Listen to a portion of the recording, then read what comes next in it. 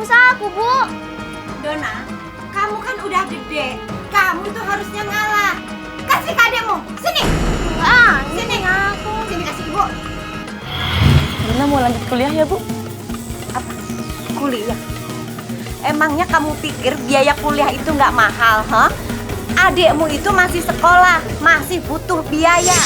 Kalau sampai adek kamu itu putus sekolah di tengah jalan, bagaimana? Kamu tuh sarjana loh, Dek. Kamu ngapain sih kerja di kafe? Kakak nggak setuju.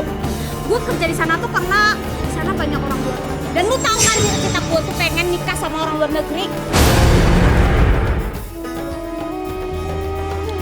Hai orang-orang yang beriman, hendaklah kamu jadi orang-orang yang selalu menegakkan kebenaran karena Allah, menjadi saksi dengan adil.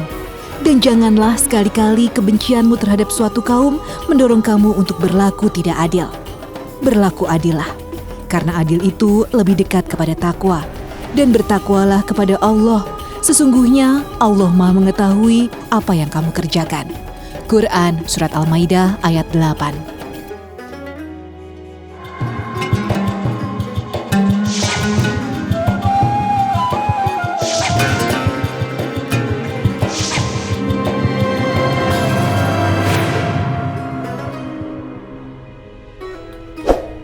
Assalamualaikum warahmatullahi wabarakatuh. Selamat pagi pemirsa Tawakal yang dirahmati Allah Subhanahu wa taala. Saya Farid Hasan kembali menjumpai Anda. Dan pemirsa, alhamdulillah di studio sudah hadir bersama kami Bapak Ustadz Masduki Baidowi. Assalamualaikum Pak Ustadz. Waalaikumsalam Mas Farid.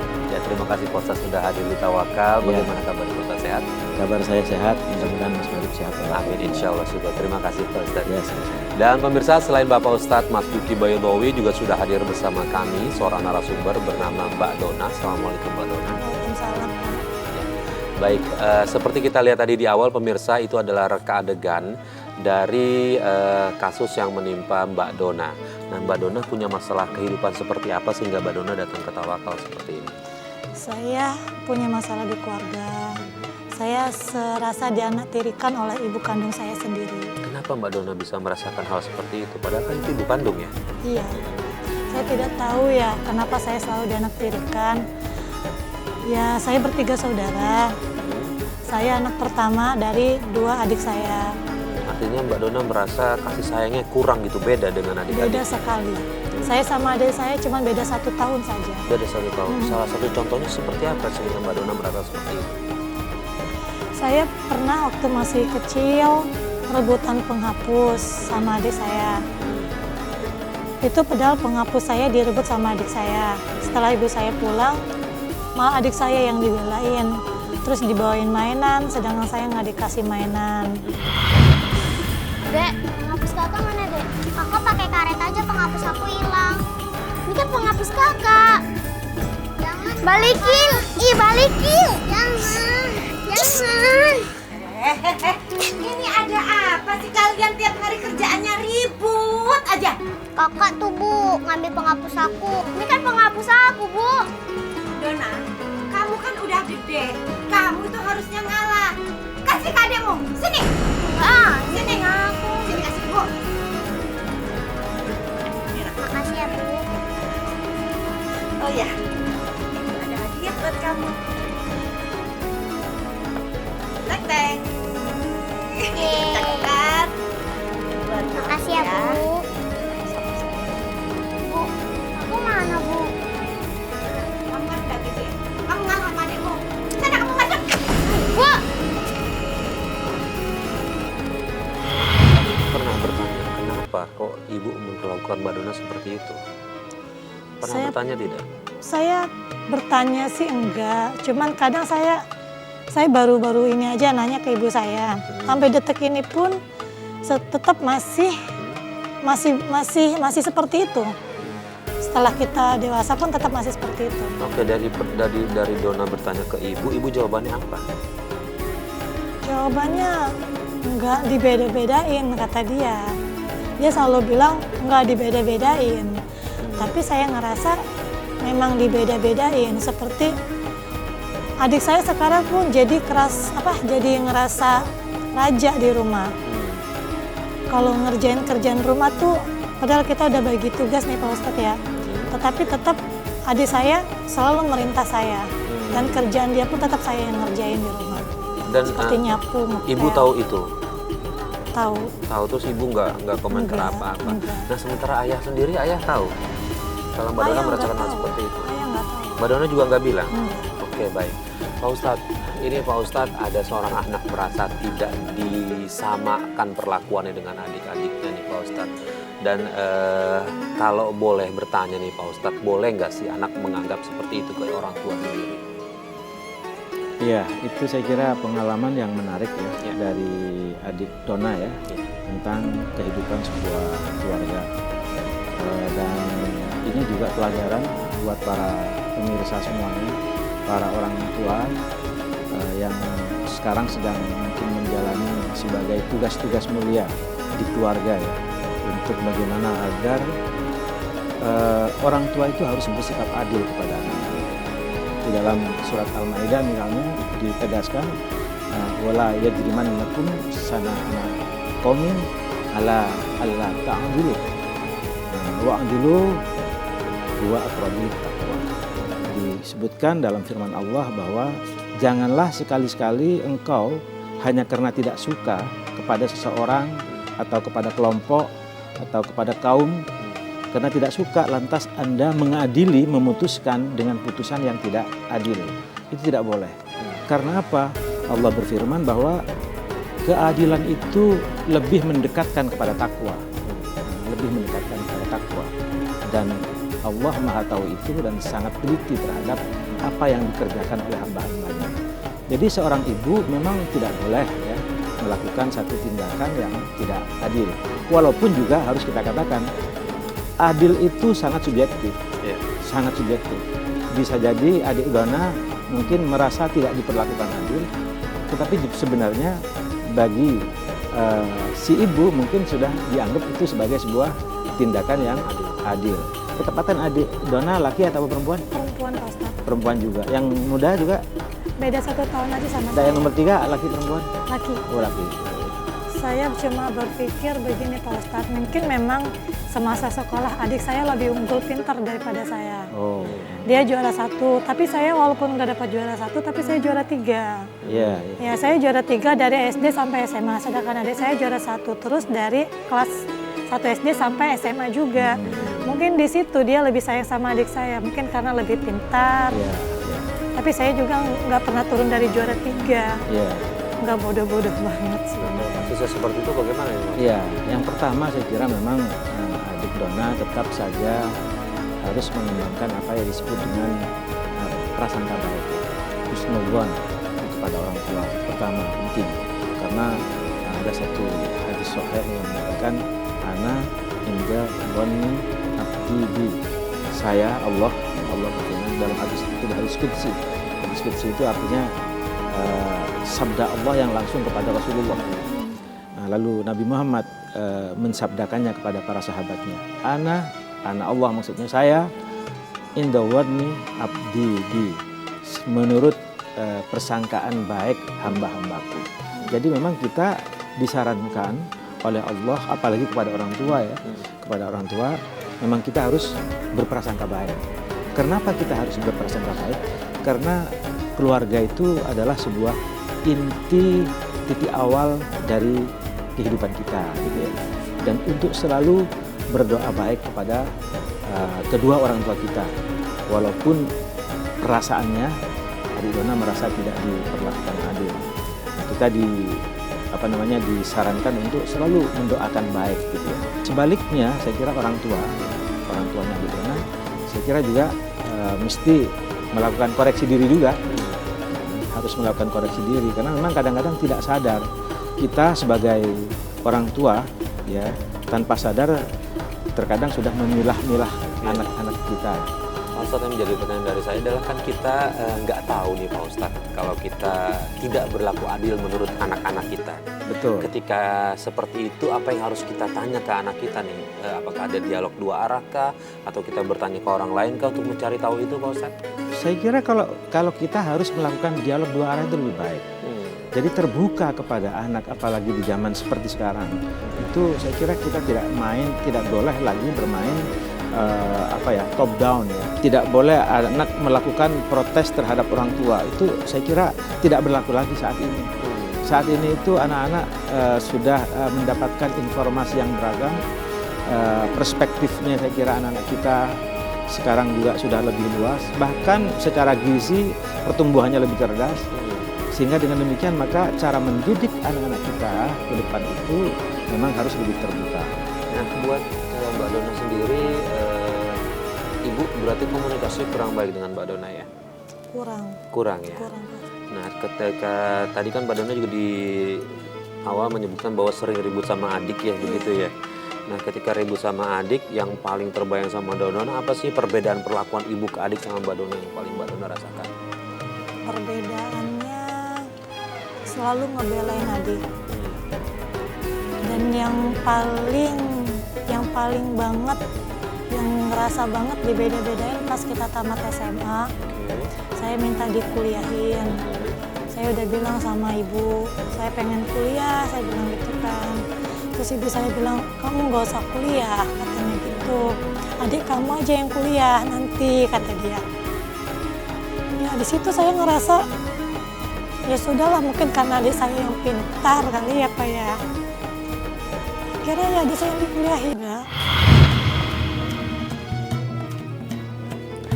Assalamualaikum, Ibu. Salam. Ya Allah Bu, alhamdulillah aku lulus Bu, alhamdulillah. Ibu lihat. Ya harus lulus lah Dona. Kalau nggak sampai lulus, emang nggak malu apa orang tua, hah? Dona mau lanjut kuliah ya Bu? Apa? Kuliah? Emangnya kamu pikir biaya kuliah itu nggak mahal, hah? Adikmu itu masih sekolah, masih butuh biaya. Kalau sampai adik kamu itu putus sekolah di tengah jalan, bagaimana coba? Uang habis buat bayar kuliah kamu. Lebih baik kamu kerja deh sana. Kamu kerja!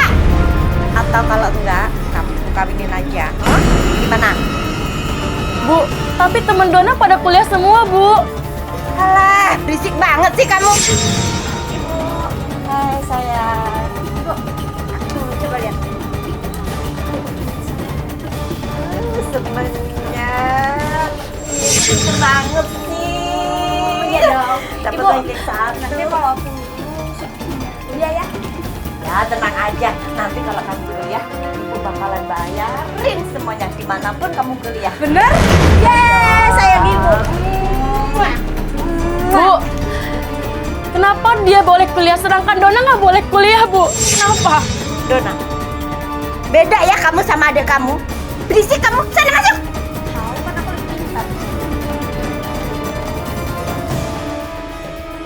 Artinya gini, artinya ketika Dona ngajuin untuk kuliah, dana ada untuk kuliah sebenarnya? Ada, Ada. tapi tetap memang selalu ada yang diutamakan. Oke.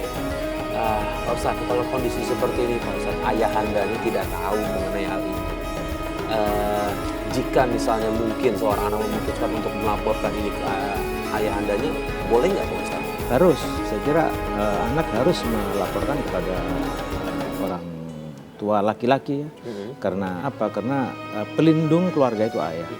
Nah, di dalam Al-Quran disebutkan ar-rijalu qawwamuna 'alan nisa. Nah, maksudnya di sini bukan lalu kemudian tidak ada persamaan antara perempuan dan laki-laki, tapi bagaimana laki-laki sebagai kepala keluarga, sebagai orang yang melindungi terhadap keluarga itu wajib dilapori, wajib tahu terhadap semua perkembangan keluarga. Saya kira apa yang dialami oleh keluarga Dona itu adalah sebuah keluarga di mana seorang ayah ya tidak terlalu peduli terhadap perkembangan anak, dan hak untuk mendapatkan pendidikan tinggi saya kira sama lah itu antara anak yang nomor 1 atau anak yang nomor 2 atau anak yang nomor 3, kecuali misalnya memang keluarga itu tidak mempunyai kemampuan secara ekonomi. Komunikasi harus dijalin terus-menerus dengan ibu dan bapak, termasuk dengan adik. Saya kira itu belum terlambat untuk kita. Karena apa? Kita selalu diminta oleh Allah untuk berdoa, Rabbana ighfir lana wa liwalidayna warhamhuma kama rabbayana shighara. Jadi, wahai Tuhanku, maafkanlah kami atas dosa-dosa kami, ya. Tapi juga maafkanlah kedua orang tua kami, dan berilah rahmat kedua orang tua itu sebagaimana kedua orang tua kami itu membina dan merahmati menyayangi kami ketika waktu kecil. Itu saya kira doa ma'thur. Doa ma'thur itu artinya doa yang memang diajarkan oleh Allah SWT. Jadi apapun yang dirasakan secara subjektivitas oleh Mbak Dona ya, tentang perasaan ketidakadilan itu diungkap pelan-pelan, diurai pelan-pelan, sehingga dengan demikian keluarga itu nanti secara terbuka bisa berjalan baik dan normal. Yang jadi masalah lagi adalah Mbak Dona katanya sudah sempat sampai benci sama ibu ya, begitu? Benci, kecewa. Lebih tepatnya kecewa. Nah setelah tadi itu kuliah nggak diizinkan untuk berangkat kuliah, lalu apa yang Dona lakukan untuk menjalankan kehidupan sehari-hari? Akhirnya saya merantau ke Jakarta. Bekerja atau bagaimana? Bekerja. Boleh tahu kerja sambil sebagai kuliah sendiri akhirnya kuliah sendiri. sendiri. Syukur alhamdulillah. Terus kemudian bekerjanya di bidang apa? Saya SPG. SPG. Oke. Sambil kuliah sambil kerja jadi SPG. Nah tahun ke depan adik saya nyusul kuliah di Jakarta. Sempat ketemu. Nah sambil ketemu ya sempat ketemu ngobrol juga. Cuman ada yang nggak banyak cerita. Ya kan setelah dia lulus kuliah kan ayah datang tuh wisuda adek. Semua datang, keluarga pada datang. Di situ ada tante saya. Nah tante saya cerita ke saya, kamu suka dapat duit nggak kiriman dari ayah, katanya gitu kan. Emang ayah kirim duit tante, kata aku gitu kan. Kirim ke adekmu katanya. Oh tapi ada nggak pernah kasih ke aku, gituin kan. Nggak pernah satu kali pun nggak pernah. Oh kata tante berarti duit itu dimakan sama adekmu sendiri, kata dia gitu. Emang ayah kirim berapa? Ya setengah buat kamu, setengah buat adek, kata tante. Oh ya sudahlah tante, kata aku kan orang udah selesai juga deh kuliahnya, aku bikin aku juga udah kerja, ya udahlah nggak apa-apa, aku bilang gitu. Ya sudah, akhirnya udah di situ aku udah tahu semuanya. Ini apa yang dirasakan oleh Mbak Dona, entah benar atau tidak, karena Mbak Dona tidak bertanya langsung. Cuma menurut informasi dari tantenya bahwa ayahnya memang setiap bulan memberikan uang nih Pak Ustadz, tapi nggak sampai ke Dona. Ya, jadi orang tuanya terlalu sentral percaya kepada adik ya, dan tidak mengirim langsung kepada Mbak Dona secara langsung. Padahal sebenarnya kalau dikirim masing-masing juga tidak ada masalah. Tidak ada masalah sebenarnya. Tapi itulah yang terjadi ya. Nah, saya kira dengan kepandaiannya si adik merayu, sehingga kemudian dianggap semuanya uang-uang lancar saja terdistribusi dari adik kepada Mbak Dona, kira-kira seperti itu. Cuma satu hal yang menurut saya menarik dari cerita Mbak Dona ini adalah bahwa dari kejadian-kejadian di mana Mbak Dona merasa diperlakukan tidak adil, yang menarik adalah bahwa kemudian Mbak Dona ini tercipta satu jiwa yang mandiri. Itu satu hikmah yang luar biasa Mbak Dona. Jadi satu jiwa yang mandiri, yang Mbak Dona bisa hidup sendiri, mencari ekonomi sendiri, dan bahkan bisa kuliah. Dengan biaya sendiri. Dengan biaya sendiri, dan itu luar biasa. Itu saya kira yang mesti disyukuri oleh Mbak Dona, sebuah peristiwa yang sebenarnya yang menyakitkan hati Mbak Dona, tetapi kemudian ada hikmah Allah memberikan kepada Mbak Dona untuk bisa berjalan mandiri secara ekonomi. Itu saya kira sangat-sangat baik gitu ya. Tetapi saya kira karena ini adalah satu kondisi yang memang problem itu belum terselesaikan di dalam konteks keluarga, maka mungkin itu harus banyak dilakukan klarifikasi dan saling memaafkan itu tetap gitu ya. Terutama kepada ibu. Bagaimana Mbak Dona selalu memberikan maaf kepada ibu. Tetapi terlebih dahulu harus diklarifikasi sedemikian rupa sehingga terjadi semacam kesepahaman bersama, dan itu sangat baik sehingga tidak ada bekas luka di dalam perasaan Mbak Dona ketika menjalani kehidupan yang lebih lanjut.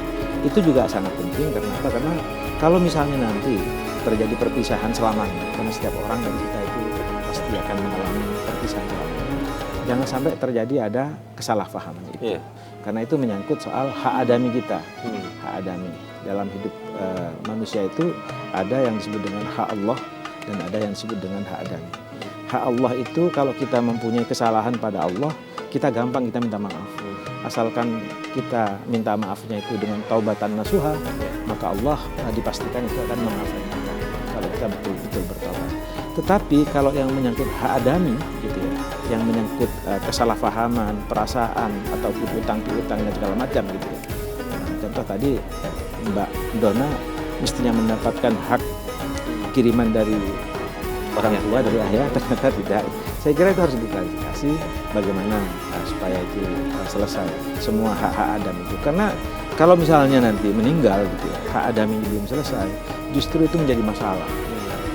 Ada satu kisah dikisahkan dalam sebuah cerita hadis ya, bahwa ada seorang ketika meninggal itu dengan banyak membawa amal yang bergunung-gunung di punggungnya untuk diusung amalnya.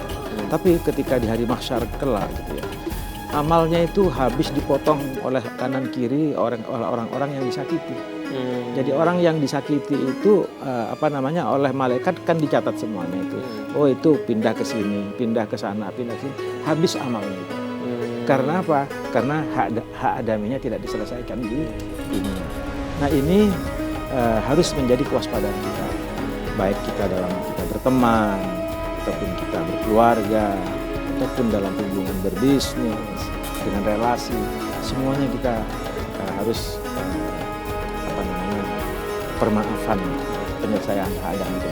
Ini juga kena baru lebaran juga ya. Jadi ada proses halal bihalal gitu. Penting Mbak Dona memanfaatkan momen itu untuk saling bermaaf-maafan. Nah, kalau itu kasus Mbak Dona dengan adiknya sendiri yang ngambil uangnya Mbak Dona. Kalau Mbak Dona kan tadi bilang katanya udah ikhlas nih Pak Ustadz. Jika seandainya di luar sana ada kasus yang sama kurang lebih kayak Mbak Dona, tapi tidak ikhlas merelakan itu Pak Ustadz, dampaknya seperti apa yang akan menimpa seseorang yang mengambil hak orang lain Pak Ustadz? Ya itu tadi, hak adami yang tidak selesai itu akan menjadi catatan tersendiri di dalam catatan kehidupan spiritual orang tertentu itu. Artinya sebanyak-banyaknya dia beramal pun. Nah, tetapi juga catatan yang lainnya begini Mas Farid. Kalau orang itu sudah meminta maaf gitu ya, sedemikian rupa, tapi kemudian dia tidak memaafkan, itu lain lagi ceritanya. Nah, karena apa? Di dalam salah satu hadis juga disebutkan bahwa seseorang yang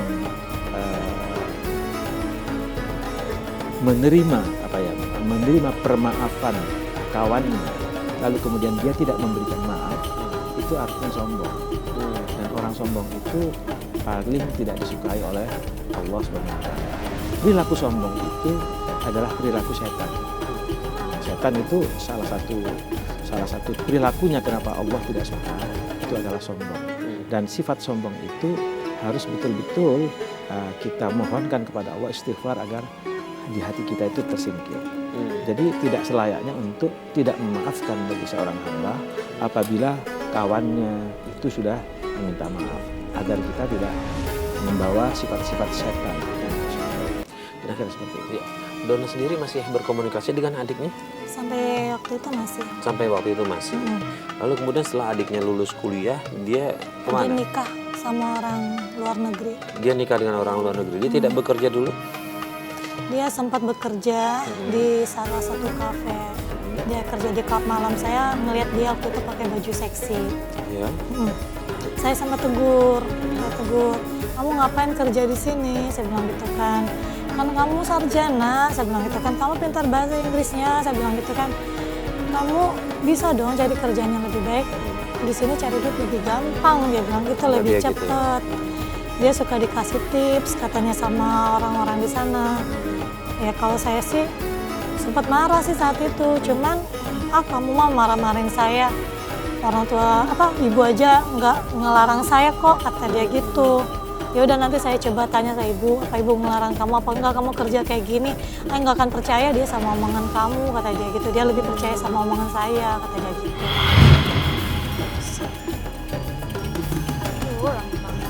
Dek, kamu mau kemana? Pakaian kamu ini loh kayak gini. Ngapain sih kamu, Dek? Udah deh, nggak usah ngurusin hidup gue. Enggak, kakak tanya, kamu mau kemana? Lihat kakak, kamu mau kemana? Gue mau kerja. Kerjaan gue tuh pelayan kafe. Puas lo. Ya Allah, Dek. Kamu tuh sarjana loh, Dek. Kamu ngapain sih kerja di kafe? Kakak nggak setuju. Gue kerja di sana tuh karena di sana banyak orang luar negeri. Dan lu tahu kan cita gue tuh pengen nikah sama orang luar negeri. Enggak, kakak nggak setuju. Lebih baik sama orang kita, Dek. Kalau ada apa-apa kan kita bisa backup, Dek. Orang kita, enggak level lo ya. Lu aja kali itu kakak. Dengerin kakak. Kakak nggak setuju kamu kerja di kafe ya? Kakak nggak mau. Dengerin kakak. Ayo kita pulang. Oh ya, yaudah. Sebentar, Dek. Dengerin aku. Urusan Dek, Dengerin aku dulu, Dek. Dalam hati kecil Mbak Dona sendiri, Mbak Dona sebenarnya masih sayang sama adik. Sayang tuh pasti sih sama Ade, cuman kecewa ada juga gitu. Kadang kita nggak ikhlas juga kalau dia disakitin orang kan. Cuman dia sendiri kalau kita nasihatin nggak pernah mau denger. Emang dia tadi nggak mau disakitin, emang selama ini dia disakiti orang? Ya saya denger sih kata dia, ya dia nggak nyaman aja sama suaminya. Katanya suaminya ya temperamental, tapi saya nggak nanya jelas. Tapi dengar sih, katanya dia udah pulang ke Indonesia tapi nggak ngabarin saya. Ya, kayak gini Mbak Dona, kan Mbak Dona beberapa waktu lalu sempat kita dengan tim sudah wawancara sebelumnya kan ya. Mbak Dona katanya ingin cari tahu keberadaan adiknya Iya. di mana. Oke, salah satu datangnya ke sini juga seperti itu. Nah, Mbak Dona nih alhamdulillah tim kita sudah bisa berhasil menemukan adiknya Mbak Dona. Dan hari ini saya juga dapat informasi sudah ada di Antv. Mudah-mudahan apakah ini benar adiknya Dona atau bukan, coba dicek dulu. Mudah-mudahan sih iya, karena sepertinya sih dari ciri-cirinya kita benar ini adiknya Mbak Dona ya. Dan saat ini sudah ada di studio sebenarnya. Boleh, Bro?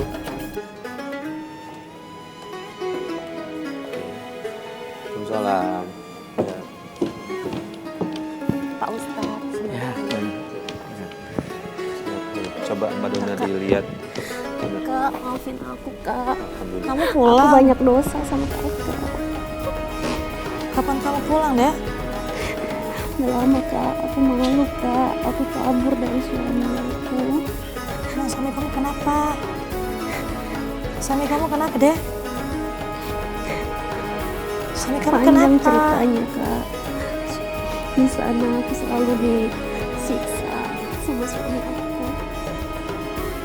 Kamu sih nggak dengar kalau kakak bilang. Maafin aku ya kak ya. Sebenarnya kakak masih kesel sama kamu. Aku selama ini nggak dengerin kata-kata kakak. Aku nyesel kak. Maafin aku ya kak, kakak mau maafin aku. Mau kan kakak maafin aku? Iya kakak maafin.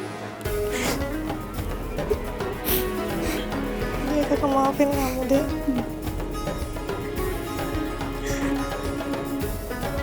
Syukur alhamdulillah bisa ketemu ya Pak ya, Ustadz ya. alhamdulillah. Baik, mohon maaf saya panggil namanya Tata ya, untuk menyamarkan identitasnya Pak Ustadz. Ya, Tata, tadi saya dengar, mohon maaf bukannya ini sih agak sedikit mendengar ada omongan kalau katanya ada perlakuan kurang menyenangkan dari suaminya ya. Iya betul. Boleh tahu perlakuannya seperti apa? Betul sekali. Di sana saya selalu disiksa sama suami saya. Sisanya Suami saya tiap hari mabuk, judi, setiap hari pak. Saya dipukulin setiap hari di sana. waktu kenal sama suami ini, apakah dia tabiatnya seperti itu? Dulu sih enggak. Dulu enggak. Iya. Apa yang menyebabkan dia seperti itu? Mungkin karena dia di kerjanya mungkin sukses, jadi dia lupa akan segalanya pak. Jadi dia mungkin punya yang lain, jadi saya disiksa. Oh, dia punya ada wanita lain begitu. Oke, nah ini balik ke Indonesia. Saya kabur. Kabur. Pak. Saya nyesel, saya nggak dengerin kata-kata kakak saya. Mohon maaf, ini suaminya sudah satu keyakinan pada saat menikah? Beda. Beda keyakinan. Menikah di mana? Di sana di Jepang pak. Di Jepang. Ustadz, ini kondisi adiknya menikah dengan beda keyakinan dan dia sekarang memutuskan untuk kabur dari Jepang karena dia diperlakukan kasar oleh suaminya nih. Ya, adik Tata ya, apa yang sekarang terjadi, saya kira mudah-mudahan ini adalah solusi yang terbaik ya buat adik Tata. Karena sebagai solusi terbaik, di satu pihak adik Tata sekarang sudah bisa bertemu dengan kakaknya Dona ya, dan sudah bisa saling memaafkan gitu ya. Dan ini adalah sebuah modal yang besar ya bagi keluarga, sehingga dengan demikian antara adik Tata dengan adik Dona gitu nanti bisa melakukan semua klarifikasi yang tadi diceritakan oleh Mbak Dona kepada orang tua. Jadi itu selesai di keluarga satu pihak. Yang kedua juga bahwa adik Tata lari dari suami, di mana memang rupa-rupanya suaminya itu adalah mempunyai perilaku yang kurang menyenangkan, kurang mempunyai akhlak yang bagus dalam keluarga gitu ya. Sehingga apa yang dilakukan oleh adik Tata ini mudah-mudahan ini menjadi sebuah solusi yang baik buat adik Tata, karena sebenarnya secara hak adik Tata tidak mendapatkan hak yang semestinya di dalam keluarga. Lagi pula rupanya juga adik Tata juga berbeda keyakinan dengan suami, sehingga dengan demikian maka ini adalah satu langkah yang baik lah saya kira. Syukur-syukur nanti kalau misalnya ada sebuah tindak lanjut ya dari adik Tata kepada suaminya untuk berkomunikasi sehingga berpisah baik-baik gitu ya. Setelah berpisah baik-baik mungkin juga ada semacam hak dan kewajiban yang bisa dipenuhi oleh mantan suami adik Tata, bahkan mungkin sekarang masih jadi suami gitu ya. Sehingga kalau itu bisa dipenuhi, sehingga itu bisa menjadi jalan yang baik buat baik suaminya ataupun adik Tata. Saya kira itu, Mas. Baik, Mbak Tata dengan suami ini sudah punya anak? Belum punya anak ya. Di sana tapi menikahnya resmi. Iya. Dari catatan yang ada di sana. Mungkin itu yang harus dibereskan dulu, Betul. Ustaz ya. Itu yang harus dibereskan, catatan sipil itu. Ya.